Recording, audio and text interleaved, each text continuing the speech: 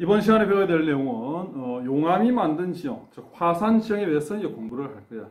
화산 지형은 단독으로 출제되는 경우도 있지만 출제된다 그러면 이제 카르스트 지형하고 같이 비교하면서 출제되는 경우가 많거든.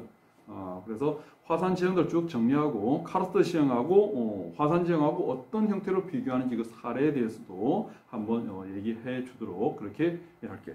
자, 일단 용암이 만든 지형에서 이제 화산 지형들이 쭉 나오는데요. 어떤 내용들이 있는지 쭉 보면은 일단 용암의 유형을 이렇게 이제 두 개로 구분해 가지고 살펴보고, 그리고 이제 이 용암이 실제 만든 이 화산 지형들, 한라산, 그리고 백두산, 울릉도, 그리고 용암 대지 이런 것들을 살펴보도록 하겠다.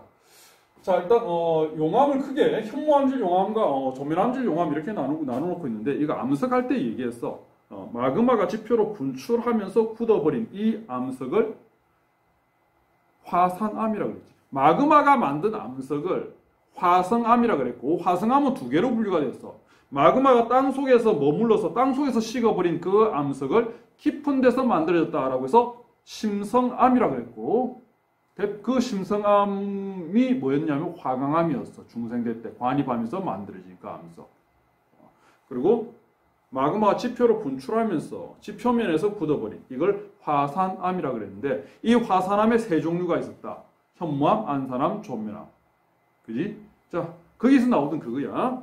자, 현무암하고 조면암, 현무암질 용암, 조면암질 용암 이렇게 나오는데, 이거는 얼마나 끈적끈적거리냐 가지고 나눈 거라고. 끈적끈적거리는 정도를 점성이라 그러거든. 현무암은 별로 끈적끈적거리지 않아. 즉 점성이 약한 거야. 근데 조면암은 끈적끈적, 점성이 강해.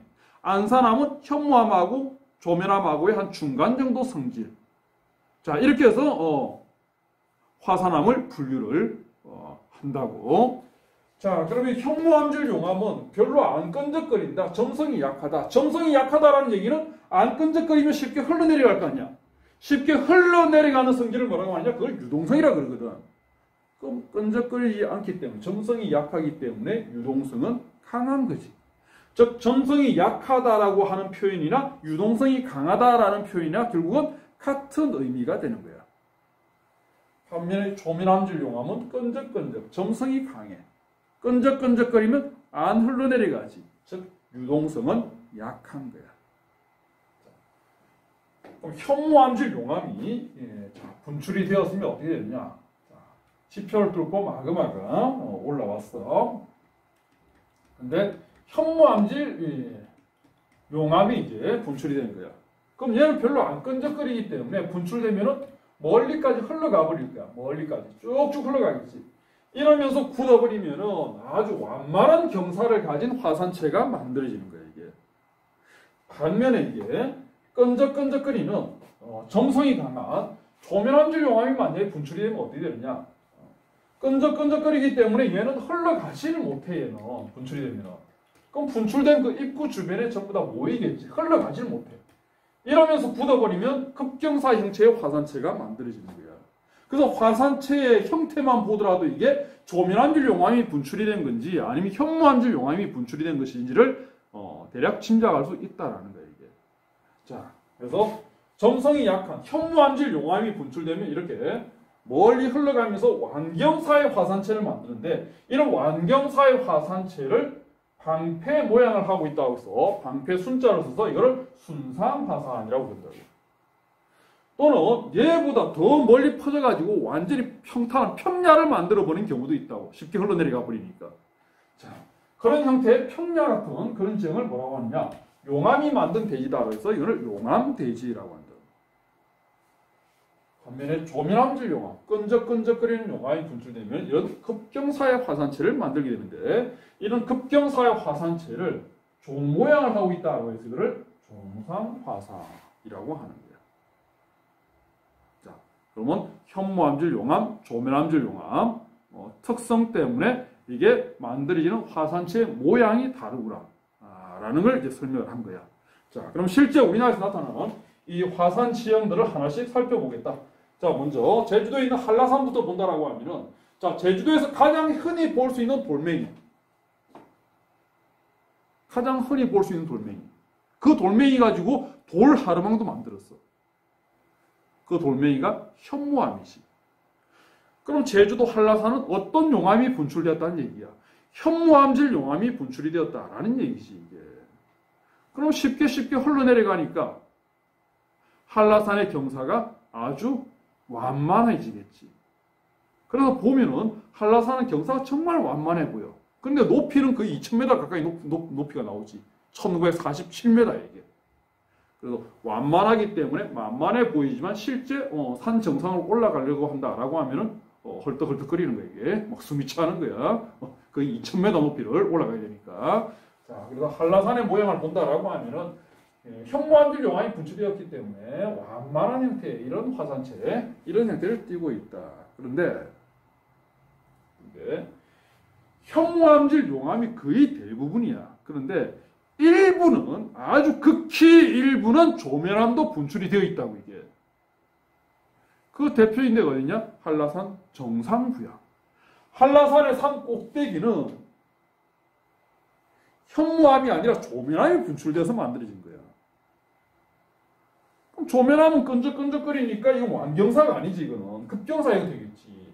그래서 산 꼭대기, 한라산 꼭대기는 이런 형태의 급경사, 총상화산으로 되어 있다는 거야.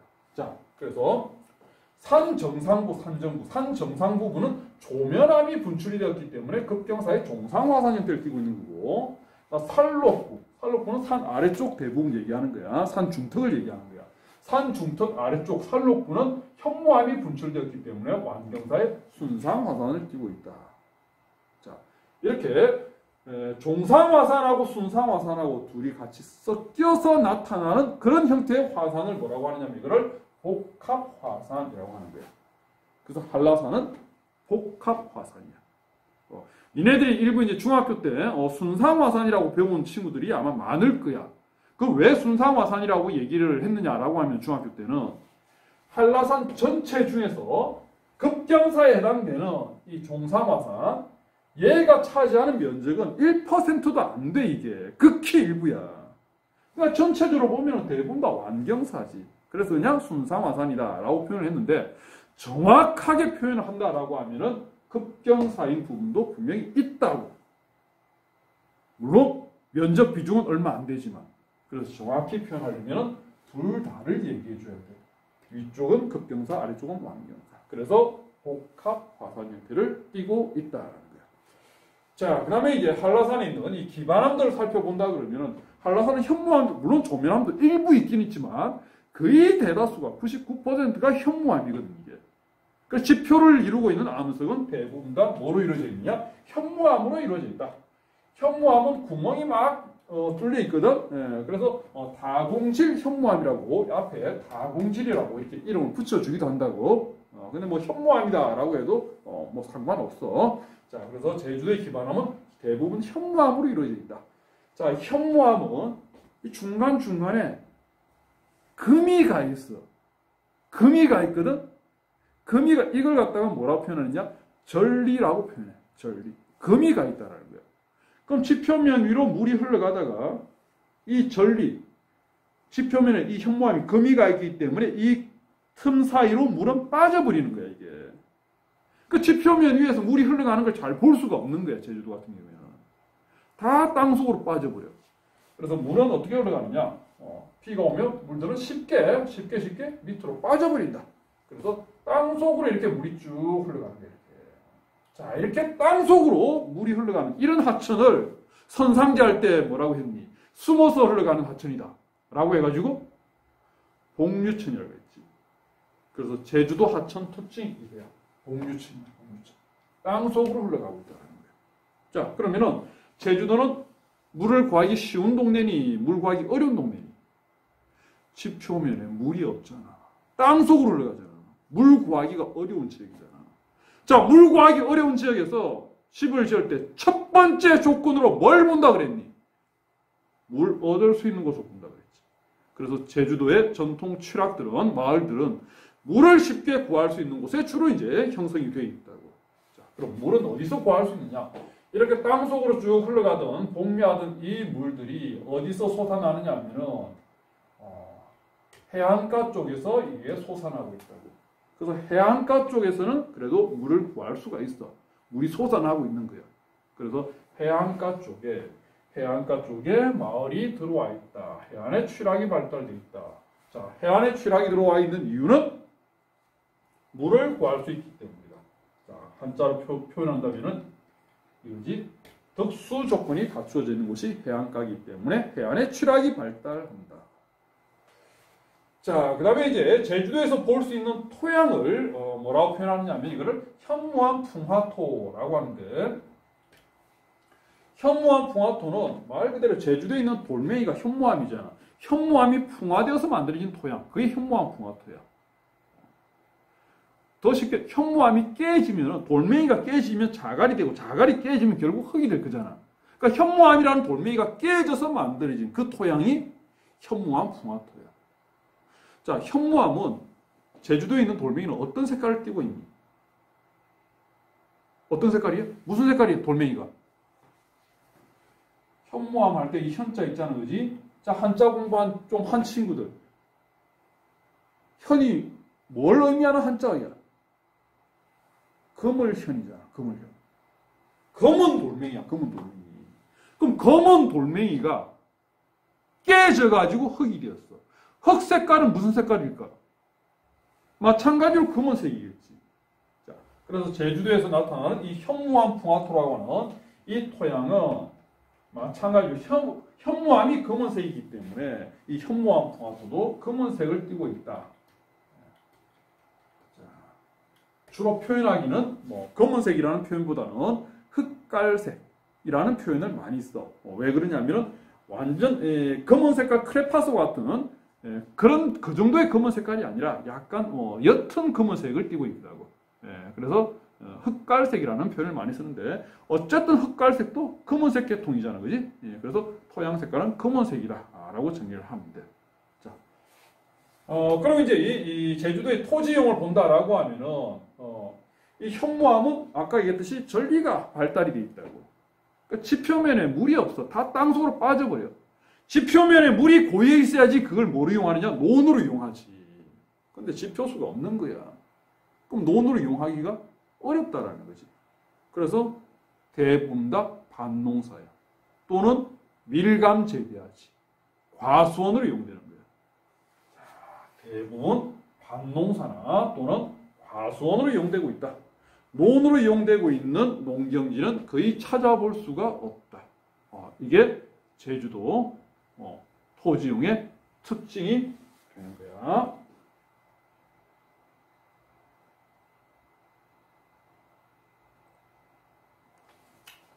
자, 그다음 주요 화산 지형들을 쭉 살펴보면은 보통 이제 화산 지형은 쉽게 볼 수 있는 지형이 아니잖아, 그지?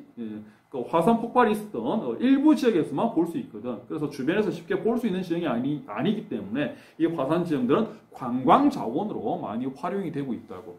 그럼 제주도 같은 경우에 화산 지형들이 많이 발달되어 있으니까 이 화산 지형들을 보러 관광객들도 많이 오고 있는 거야. 자, 한라산 꼭대기에 보면은 뭐가 있냐면 호수가 있다고. 이 호수 이름이 백록담이라는 호수가 있거든. 이 백록담이라고 하는 이 호수는 어떻게 해서 만들어졌느냐? 화구에 물이 고여서 만들어진 호수이기 때문에 이런 호수를 화구호라고 해요. 자, 뭐가 화구냐면은 마그마가 지표를 뚫고 올라온 그 입구를 갖다가 이걸 화구라 그래. 자, 마그마가 원래 가득 차 있었어. 이렇게 마그마가 가득 차 있는 이 마그마 방을 뭐라고 하느냐면 마그마 챔버라고 해요. 우리 지리에서는 안 다뤄. 지구과학 하는 친구들이 이런 얘기를 한다고 마그마 챔버라고 해요. 그 다음에 이 마그마가 가득 차 있는 마그마 챔버에서 이 마그마가 지표로 올라오는 뚫고 올라오는 길이 있어야 되겠지, 그지? 이걸 불이 뚫고 올라오는 길이다라고 해서 이걸 화도라 그래요. 불이 올라오는 길이다, 화도. 그리고 끝에서 이제 분출이 되겠지. 마그마가 분출하는 그 입구를 뭐라고 하느냐? 그걸 화구라고 하는데, 백록담은 이 화구에 물이 고여가지고 형성된 호수거든. 그래서 이렇게 만들어진 호수를 화구호라고 하는 거야. 자, 그 다음에 수많은 기생화산이라는 지형도 볼 수 있다. 제주도 사람들은 이 기생화산을 흔히 이제 오름이라고 표현을 한다고. 대략 몇 개 정도 있느냐라고 하면은 보통 한 360개 정도라고 얘기를 한다고. 그래서 매일매일 하루에 한 개씩 기생화산 오르면 1년 동안 오르면 다 오를 수 있다라고 보통 얘기를 해. 그래서 거의 한 400개 가까운 기생화산들이 분포되어 있는데 이 기생화산은 또 뭐냐라고 하면은 자 이렇게 한라산이 형성이 되어 있으면은 한라산 옆부분에 보면은 자그마한 화산체들이 이렇게 옆에 막 붙어 있다고. 이게 한 400개 가까이 되는 거예요, 이게. 이런 화산을 기생화산이라고 하는 거야. 또는 한라산의 측면부에 붙어 있다라고 해서 이거를 측화산이라고 부르기도 한다. 제주도 사람들은 이걸 갖다가 작은 산, 이 산을 갖다가 오름이라고 이렇게 표현을 하고 있고. 자, 그럼 얘는 어떻게 해서 만들어지느냐라고 하면은 자, 마그마 챔버에 쭉 있었잖아, 그지? 이렇게 있는데 얘가 화돌 따라 올라와가지고 마그마가 이제 분출한 거야. 화산 폭발이 일어난 거야. 자, 화산 폭발이 쭉 일어나다 보면은 나중에 끝부분에 마그마가 거의 다 빠지고 조금밖에 안 남았어. 처음에 마그마가 가득 차 있을 때는 압력이 높기 때문에 막 솟아 올라간다고 이게. 근데 조금 남아 있을 때는 압력이 약해져. 그러니까 원래 큰 이 화돌 따라서 약한 압력으로 인해 가지고 이게 못 올라가는 거예요. 이게. 그래서 이 약간 남아 있는 이 마그마는 지각의 약한 틈을 따라서 조금씩 세워 올라오면서 조그마한 화산체를 만드는 거예요. 이게. 기존에 있던 큰 화산 폭발이 아니라 소규모의 화산 폭발인 거예요. 이거. 그렇게 해서 만들어진 소규모 분출로 만들어진 그 화산체가 기생화산이 된다라는 거고, 이 기생화산은 제주도 형성의 초기에 만들어진 것이 아니라 제주도 형성의 거의 후반부에 만들어진 지형이다라는 거예요. 제주도가 즉 한라산이 화산 폭발이 상당히 많이 있었다고. 근데 규모 큰 화산 폭발만 6번의 화산 폭발이 있었어. 규모 큰 것만. 그럼 어떻게 되냐면 첫 번째 화산 폭발에서 화산체를 만들었어. 그리고 약간 남아있는 마그마가 원래 화도대로 못 올라오고 약한 틈을 따라서 조금씩 새어 나오면서 조그마한 기생화산을 만들었어. 첫 번째 화산 폭발이야. 두 번째 화산 폭발에서는 또 마찬가지로 화산이 폭발하면서 거대한 화산체를 또 만들었겠지. 그러면서 또 약간 남아있는 마그마들이 조금씩 새어 나오면서 조그마한 기생화산을 또 만들었어.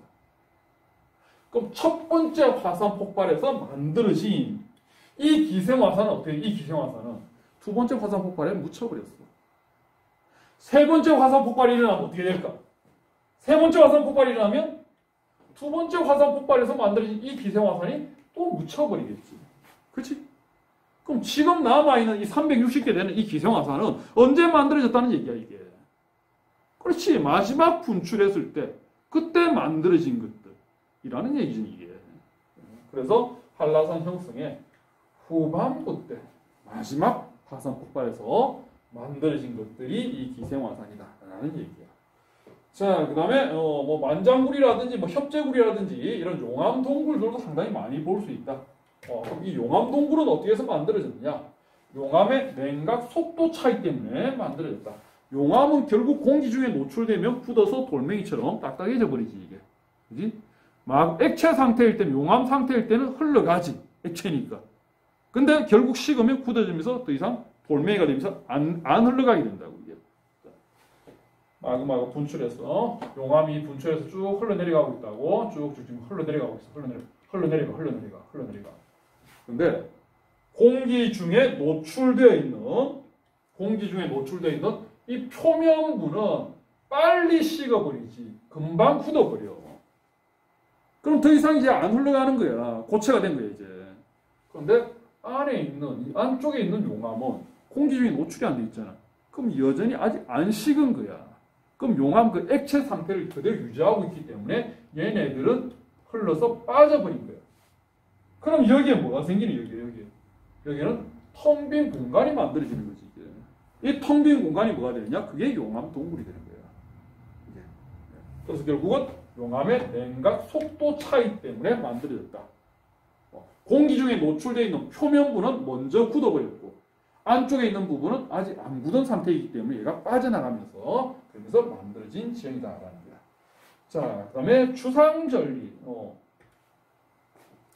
특히 이제 해안가 쪽에 보면 주상절리들이 많이 발달이 되어 있는데 주상절리는 육각형 또는 뭐 오각형 이런 다각형 형태의 구조를 가지고 있는 절벽, 낭떠러지 이걸 주상절리라고 한다고. 그래서 니네들이 보면은 아 맞아 이런 지형 본 것 같아라고 기억이 날 거야. 자, 보자 어떻게 되는지. 이거야 이거. 이게 주상절리야 이게. 그럼 보면은 여기는 대부분 다 육각형 형태를 띠고 있다 그지? 육각형 형태를 띠고 있는데 뭐 경우 오각형 형태를 띠고 있는 경우도 있고 어쨌든 뭐 좀 기하학적인 그런 형태들이 나온다고. 자, 이런 육각형 모양의 그런 절벽 기둥들이 쭉 있지. 이걸 갖다가 주상절리라고 한다고. 그럼 이 주상절리는 어떻게 해서 만들어지는가? 일단 육각형에 뭐가 생겨? 절리가 생긴 거야. 거미가 있는 거야. 그러고 난 다음에 이제 하천이나 또는 파도의 침식에 의해서 이게 떨어져 나가버리면서 이 형태가 만들어진다고. 그럼 왜 이 절리가 만들어졌을까?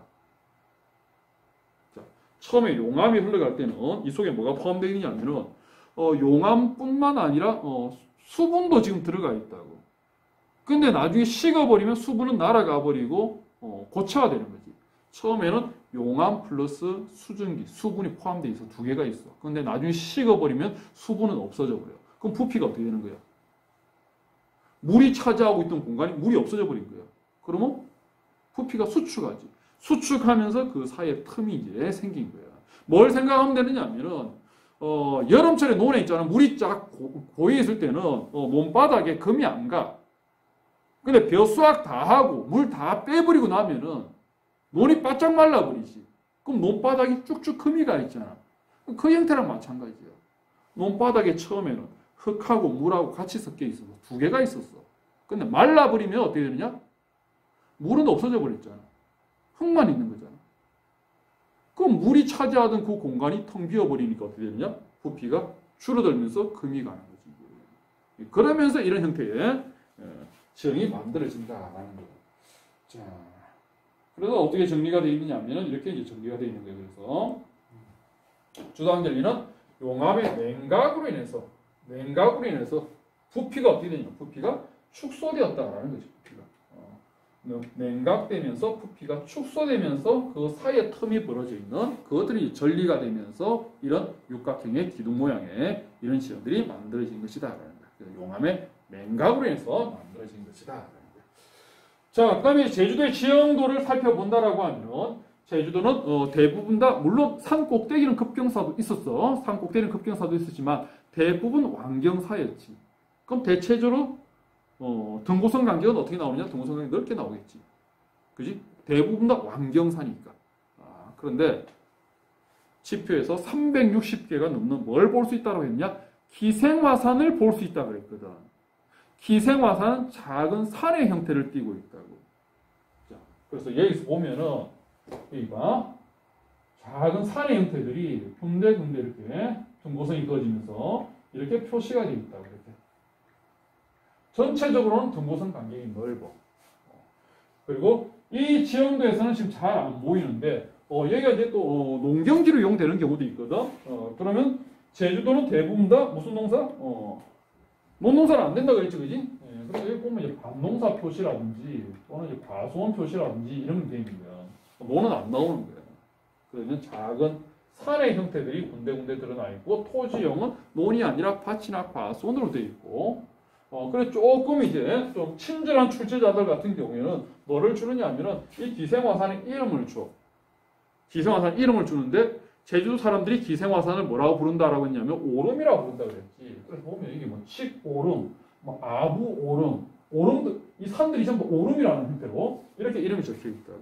이러면 이거 제주도 한라산 일부구나라고 판독을 하면 되는 거예요. 자, 그 다음에 내려가서 백두산을 보자. 자, 화산 지형 중에서 출제가 많이 될 만한 거는 실제로 이제 제주도는 정말 물어볼 게 상당히 많아. 지형 쪽뿐만 아니라 나중에 저 뒤에 가면 뭐 산업 구조라든지 뭐 이런 것들도 보면은 특징적인 것들이 제법 있다고 이게. 또 뭐 기후 쪽에서도 물어볼 만한 게 많고.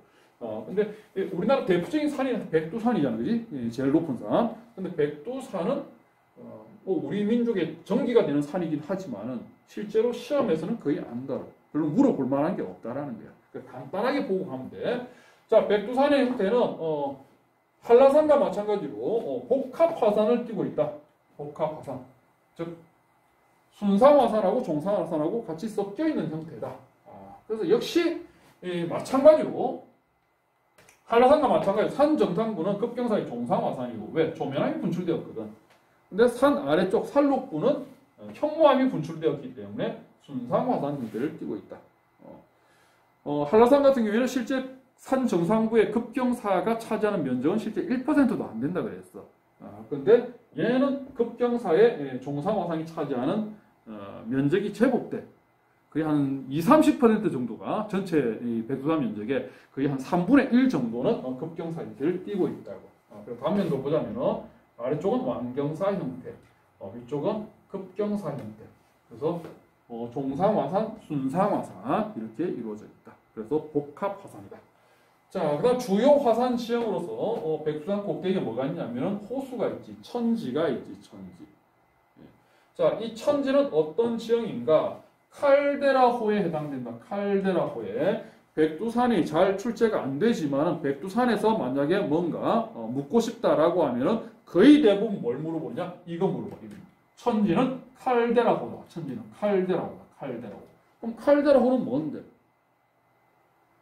한라산에 있는 백록담은 화구에 물이 고여 있는 화구호라고 그랬다고. 근데 천지는 칼데라호. 자, 칼데라호라고 하면 기존에 마그마 챔버가 이렇게 있어서 파도를 따라서 마그마가 분출을 했어. 분출한 이 입구를 뭐라고 하냐? 이 입구를 화구라 그래요. 자, 이렇게 다 분출하고 난 다음에 자, 거대한 화산체가 만들어졌어. 기존에 이 안에는 뭐가 있냐? 마그마가 가득 차 있었는데 마그마가 다 분출해 버렸어. 그럼 텅 비어 버리지.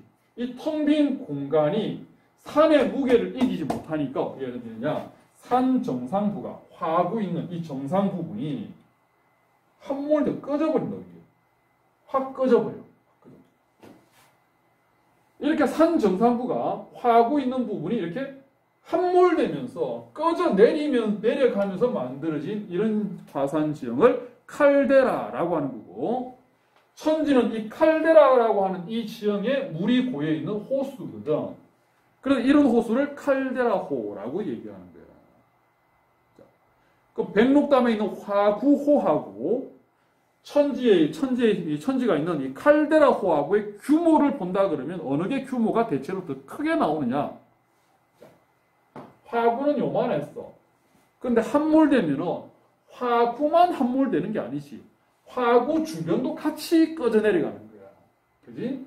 그래서 대체로 화구호보다는 칼데라호가 규모가 더 크다라는 거예요.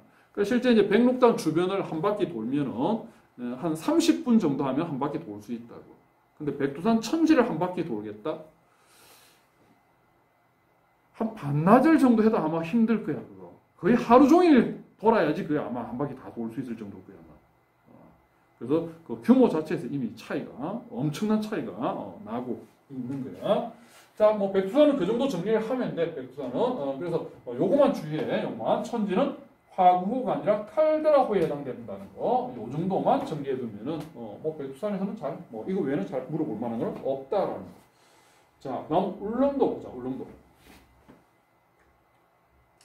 자, 울릉도는 바다 한가운데, 동해 바다 한가운데서 이제 화산 폭발이 있었던 거지. 자, 동해 바다 한가운데서 마그마가 분출하면서 화산 폭발이 있었는데, 얘는 어떤 용암들이 주로 분출이 되느냐 하면은, 현무암은 거의 없고, 대부분 다 끈적끈적거리는 조면암들이 분출이 되는 거야.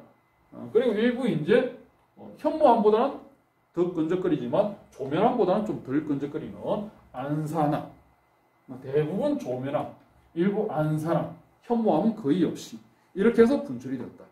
그럼 얘네들은 끈적끈적거리기 때문에 안 흘러내려가잖아. 흘러내려가지 않고 어떻게 되냐? 급경사의 화산체를 만들지 그러면. 급경사. 이런 형태의 화산체를 만든 거예요. 즉 무슨 화산이 만들어졌냐? 종상화산이 종상화산. 급경사, 종상화산을 만든 거예요. 근데 이렇게 만들어지고 난 다음에 기존에 이 밑에 마그마가 가득 차 있었던 마그마 챔버가 마그마 다 나오고 나니까 텅 비어버렸어. 무거운 산이 이 화산체 무게를 빈 공간에 이기지 못하고 어떻게 했냐? 꺼져 내려버렸어. 꺼져 내렸어. 그러면서 푹 꺼져버렸지. 자, 이렇게 해서 만들어진 지형을 뭐라 그랬니? 푹 꺼져 내려간 지형을 그거를 칼데라라고 했지. 백두산 천지가 이 형태였잖아. 백두산 천지는 여기에 물이 고였거든. 그래서 칼데라에 물이 고여 있으니까 칼데라 호라고 했고, 칼데라 호수라는 얘기고, 얘는 물이 고여 있지가 않아. 그냥 꺼져 내려가 있는 상태야. 그러면 주변이 산으로 둘러싸여 있는 지형이 되잖아. 칼데라 지형인데 산으로 둘러싸여 있어. 산으로 둘러싸여 있는 지형을 분지라고 하지. 즉 울릉도는 뭐가 만들어졌느냐? 칼데라인데 호수가 아니라 그냥 그 상태, 산으로 둘러싸인 상태이기 때문에 칼데라 분지가 형성이 되어 있는 거예요. 자, 이렇게 칼데라 분지가 형성이 되면은, 자, 기존엔 이 형태의 산이었는데 꺼져 내려 버리니까 이 산 꼭대기는 내려가 버렸고 산 중턱에 해당되던 이 부분들 있잖아, 그지? 이 부분들이 산 봉우리가 되어버리잖아. 그러면서 칼데라 분지를 빙 둘러싸고 있겠지. 이렇게 만들어지는 이 지형들을 바깥을 둘러싸고 있는 산이다라고 해서 이걸 뭐라고 부르냐면 이거를 외륜산이라고 부르는 거야. 외륜산. 외륜산이 바깥을 빙 둘러싸고 있고 이 안에는 칼데라 분지가 형성이 되어 있는 거고. 자, 울릉도 사람들이 이 칼데라 분지에 해당되는 이 분지를 뭐라고 부르느냐 하면은 일부는 나리 분지라고 부르고 또 하나는 또 일부는 알봉 분지라고 불러. 울릉도 사람들이 여기 있는 분지를 그렇게 부르는 거야. 나리 분지, 알봉 분지 이렇게 부르는 거야. 자, 그 다음 울릉도에서 제일 높은 산 봉우리는 뭐냐면은 성인봉이라는 산 봉우리가 있어. 거의 한 1000m 가까운 높이가 돼. 983m인가 그래야 된다고 이게. 그 성인봉이 어떤 지형에 해당되느냐? 여기에 해당되는 거야. 외륜산에 해당되는 거야. 외륜산. 성인봉. 울릉도에서 제일 높은 봉우리인 성인봉은 외륜산에 해당되고 있다. 자, 이렇게 이제 울릉도가 급경사의 화산체를 만들고 그리고 칼데라 분지도 만들었다고. 그리고 시간이 한참 지나고 난 다음에 한참 뒤에 다시 화산 폭발이 일어났어. 다시 화산 폭발이 일어나면서 이 칼데라 분지 내에 또 작은 화산체를 만들었어. 이 칼데라 분지 내에 만들어진 이 작은 화산체를 지형학 용어로서 뭐라고 하느냐면 이걸 갖다가 중앙화구구, 한가운데 있는 화구로 만들어진 구렁이다라는 얘기예요. 이걸 중앙화구구라고 그러고 울릉도 사람은 이 작은 화산체, 중앙화구구에 해당되는 이 화산체를 뭐라고 이름을 붙였냐면 알봉이라고 이름을 붙인 거예요. 그리고 울릉도에 있는 알봉이라고 하는 이 봉우리는, 이 산은 중앙화구구라고 하는 지형에 해당되는 봉우리다, 산이다 라고 보면 돼. 자, 그럼 봐. 울릉도 같은 경우에는 기존의 거대한 화산체 안에 이 화산체 안에 또 작은 화산체가 또 들어가 있거든. 중앙화구가 또 들어가 있단 말이야. 그 기존에 있던 그 거대한 화산체 안에 또 작은 화산체가 들어가 있기 때문에 울릉도는 뭐로 분류되느냐? 이중화산이라고 분류가 됩니다. 이거 이중화산이라고 얘기하면 어떻게 착각하는 친구들이 많으냐면 화산 폭발 2번 있었네요. 화산 폭발이 2번 있었다고 해서 이중화산이라고 얘기하지 않아. 화산체 안에, 거대한 이 화산체 안에 또 화산이 또 들어가 있는 거야. 이걸 이중화산이라고 그러는 거야. 한라산은 화산 폭발 6번 있어서 그것도 규모 큰 것만. 그런데도 이중화산이라고 얘기를 안 해. 그러니까 화산 폭발 2번 있었다 가지고 이중화산 얘기하는 거 아니야. 화산체 안에 또 작은 화산체가 들어가 있기 때문에 이걸 이중화산이라고 하는 거야. 그럼 이 이중화산이 되기 위해서는 어떤 지형들이 있어야 되느냐라고 하면은 이런 지형들이 있어야 되는 거야. 푹 꺼져 내려가는 칼데라 분지가 있어야 되고, 그 다음에 바깥쪽에는 외륜산. 물론 칼데라 분지가 만들어지면 외륜산은 같이 만들어지는 거야. 그리고 이 안에는 중앙화구구라고 하는 지형이 들어가 있어야 되지. 이래 되면 이중화산이 되는 거예요. 자, 그리고 이제 주상절리를 관찰할 수 있다. 이렇게 나오는데, 우리가 지금 이 화산 지형들 지금 하고 있는데, 그지? 우리나라 대표적인 화산 지형으로서 맨 먼저 했던 게 백두산, 한라산, 그 다음 백두산, 그 다음 울릉도 하지, 그다음에 저기 용암돼지 할 거야. 그리고 이제 우리가 이 프린터물에는 안 나와 있지만 뭐 독도라든지 또는 뭐 개마고원이라든지 이런 것들도 있잖아, 그지? 자, 어떤 화산 지형이든지 간에 예외 없이 전부 다 주상절리는 무조건 나와. 독도에 주상절리 있어. 독도에 있어. 백두산 안 적혀 있지만, 안 적어뒀지만 주상절리는 있다. 그래서 화산 지형 중에 주상절리가 없는 곳은 없다라고 정리하면 돼. 지금 내가 하는 얘기는 실제로 모든 화산 지형들이 주상절리가 다 있다라는 게 아니고 시험 기준으로 얘기하는 거야.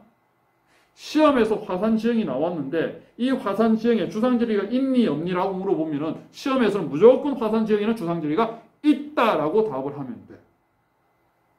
알겠니? 주상절리가 없는 화산 지형은 없나요? 그게 궁금하면 니네들이 지리학을 전공을 해. 지리학 전공해서 지형학 저기 박사과정 거치고 해가지고 니네들이 찾아. 나는 지금 어디까지나 수능용 이상의 강의를 하는 게 아니야. 수능 수준에서 하는 얘기야. 수능 수준에서 하는 얘기.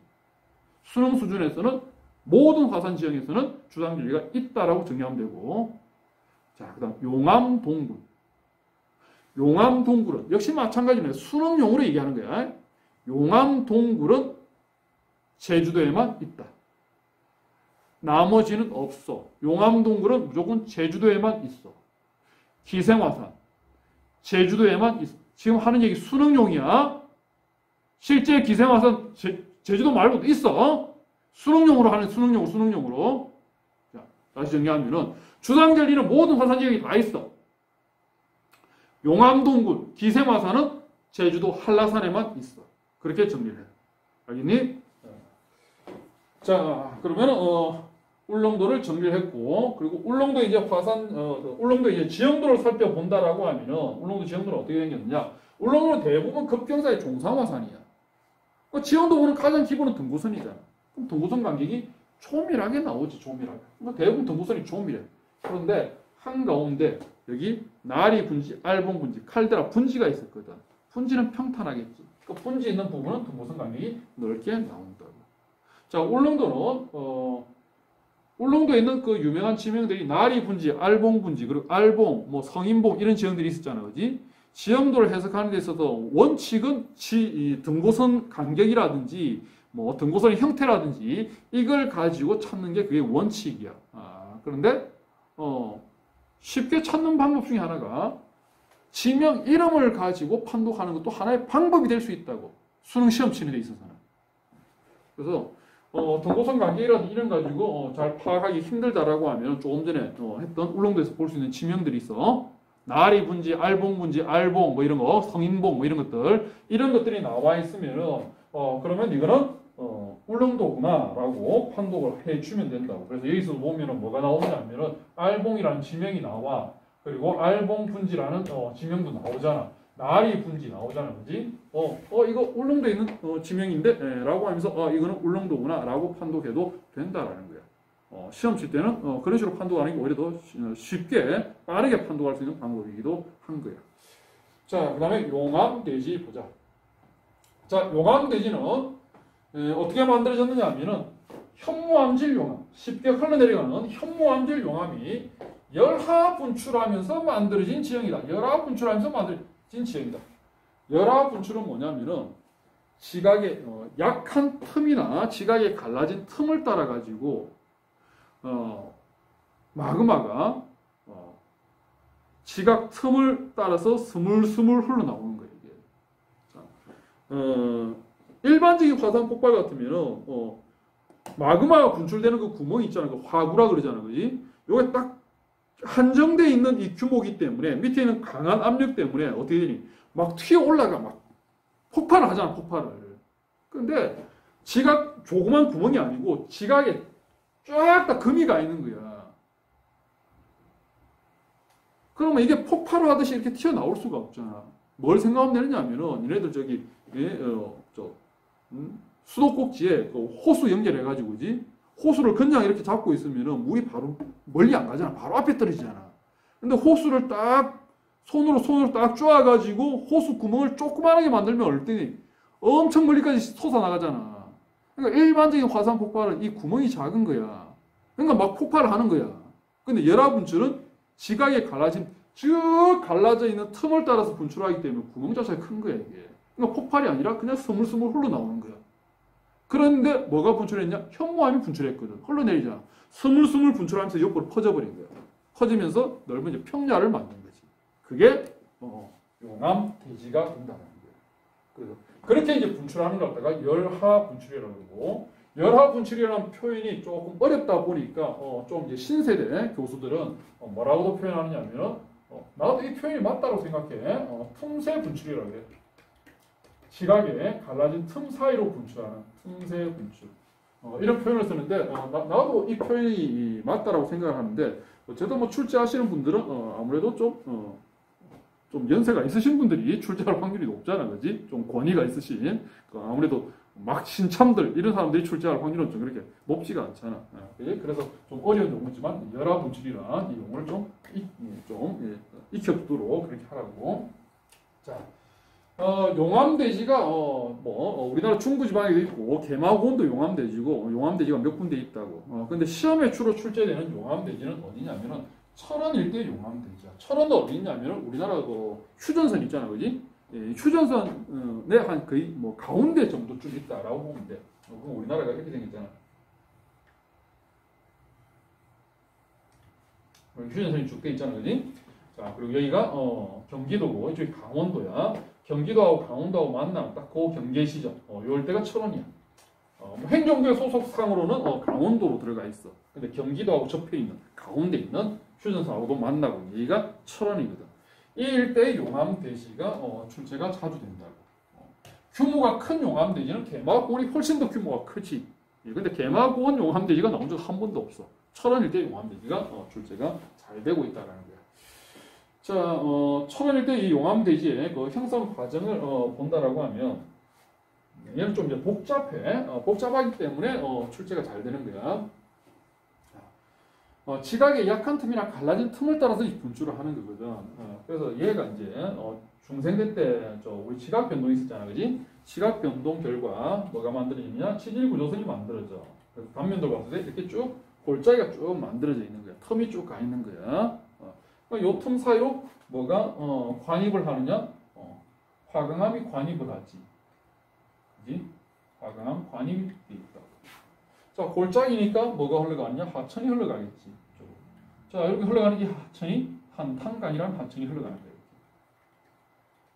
자, 이렇게 흘러가고 있었는데 이 한탄강이 골짜기를 따라서 열하 분출이 일어난 거야. 거의 한 30만 년 전에 일어난 거야. 자, 이러면서 이 골짜기가 어떻게 되냐? 이 골짜기가 현무암으로 메꿔진 거지. 이렇게 해서 현무암으로 메꿔진 거야. 근데 기존에 한탄강이 흘러오고 있었는데 이만큼 현무암이 메꿔버리면 이 한탄강은 어떻게 되는 거야? 한탄강의 고도가 올라가겠지. 그치? 뭐냐면은 한탄강이 이 골짜기를 따라서 흘러오고 있었어. 근데 이 일대를 현무암질 용암이 메꿔버린 거야. 그럼 기존에 흘러오던 이 한탄강은 메꿔진 이 용암 대지 위를 이제 흘러가는 거예요. 이쪽을 지금 흘러오고 있는 거예요. 우리나라 여름철에 비 많이 오면 어떻게 되니? 물 넘치잖아, 그지? 그래서 여름철에 어떻게 돼? 여름철에 한탄강이 가져오던 그 온방물질이 옆으로 넘치겠지. 그래서 하천 퇴적층, 하천 퇴적 작용을 뭐라고 표현했냐? 충격이라고 표현했어. 그래서 충격층이 이 위에 덮여 있다. 근데 한탄강의 고도가 현무암질 용암이 덮어버리면서 하루아침에 거의 한 고도가 50m 정도 올라가 버렸어. 하천의 고도가 올라가면은 하천은 뭐 할 수 있는 여유분이 생겼다?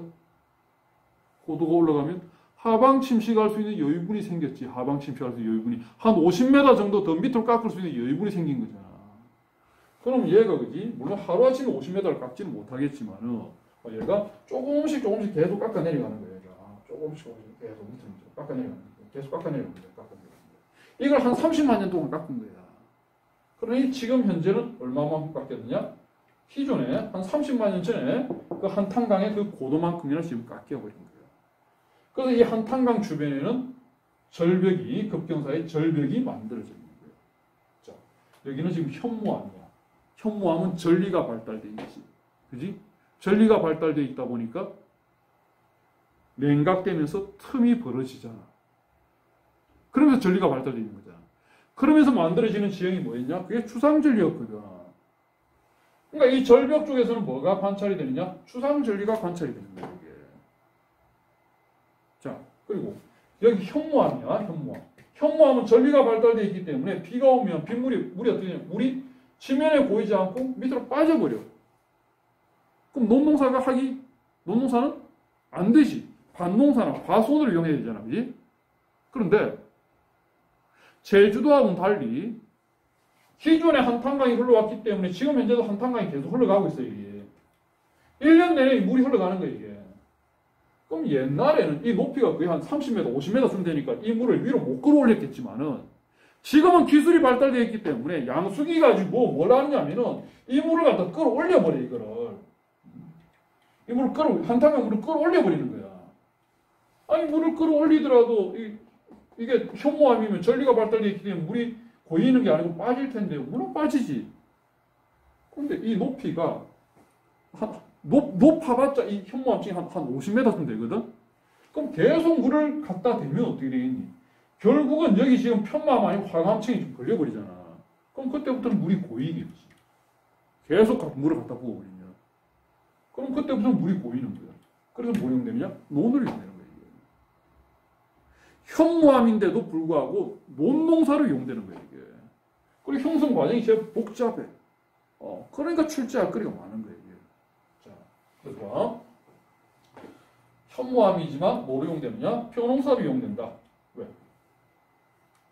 왜 벼농사로 이용되느냐?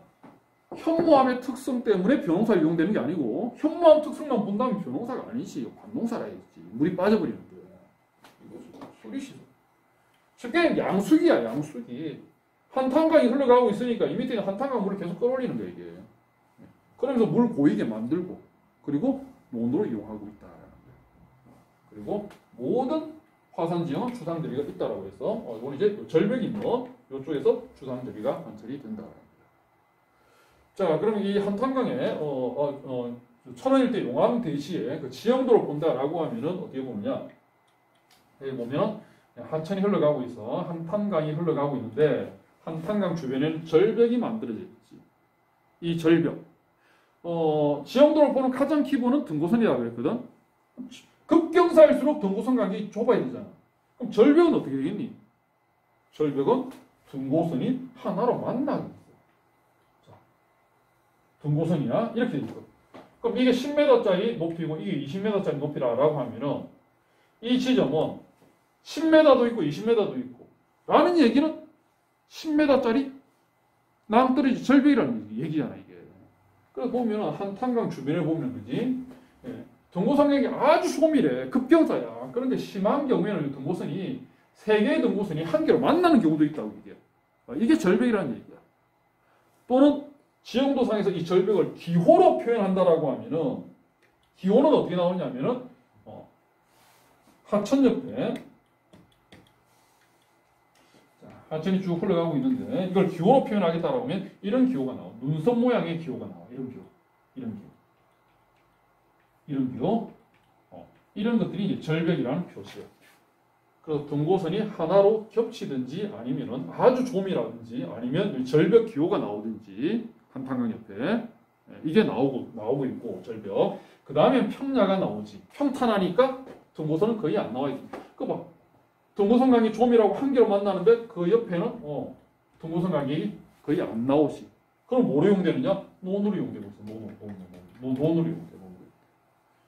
그리고 기존에 낮았던 골짜기는 이 현무암이 다 메꿔서 평야를 만들었지만 높았던 산은 현무암이 못 메꿨지. 그런 데는 산의 형태가 되는 산의 형태가 나와. 산의 형태가 되는 거예요. 자, 그럼 여기서 이제 출제가 된다라고 하면은 어떤 형태로 출제가 될 수 있느냐라고 한번. 이 산이 있는 데 있잖아, 그지? 이 산을 갖다가 A라고 표시하고 평양을 B라고 표시해. 그럼 A하고 B하고 기반암 중에 어떤 기반암이 먼저 만들어졌느냐라고 물어보면은 B에 있는 기반암은 현무암이잖아. 신생대 때 만들어졌지. 그럼 이 산에 있는 기반암은 뭐겠니? 현무암은 아니지. 둘 중에 하나야. 화강암일 수도 있고 편마암일 수도 있어. 화강암인지 편마암인지 모르지만 현무암보다는 먼저 만들어진 거잖아. 그지? 그래서 A의 기반암이 B의 기반암보다 먼저 만들어졌다. 라고 이제 표현을 하면 되는 거야. 알겠니? 자, 그 다음에 이제 단면도를 보면 이런 형태의 단면도가 나오고 있다. 한탄강이 흘러가고 있고, 여기는 자갈들은 옛날에 30만 년 이전에 현무암질 용암이 열화 분출하기 전에 한탄강이 쌓아놨던 그런 돌멩이들. 하천의 침식을 받았으니까 둥근 돌멩이가 되겠지, 그지? 그리고 그 위에 이제 현무암이 이렇게 덮은 거예요. 현무암이 덮고. 그럼 이제 한탄강의 고도는 이만큼, 현무암 쪽만큼 이만큼 높아졌겠지, 그지? 그런데 이 한탄강이 여름철마다 범람을 하면서 한탄강이 가지고 있는 운반물질을 주변에다가 쭉 쌓아뒀겠지, 이렇게. 이게 충격층이 나오는 거예요. 그래서 이 천원일대 용암대 이제 그 단면도로 본다라고 하면 이런 형태가 나오고 있다.